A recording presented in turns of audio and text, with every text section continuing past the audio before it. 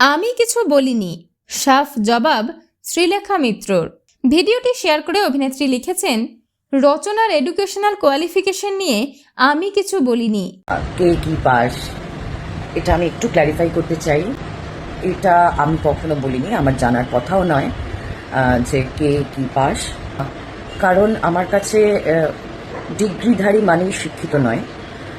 যদি কেউ মানে সেই অর্থে দেখতে গেলে তো রবীন্দ্রনাথের কোনো ডিগ্রি নেই, তাহলে কি রবীন্দ্রনাথকে শিক্ষিত বলবো না? এটা তো কোনো কথা নয়। শিক্ষার সাথে ডিগ্রির কোনো সম্পর্ক নেই।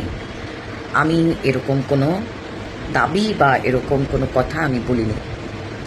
সুতরাং রচনারও যদি চোখে পড়ে, রচনা হয়তো ভাববে যে আমি ওর ডিগ্রি বা এটা নিয়ে বলেছি, এটা একেবারে বলিনি।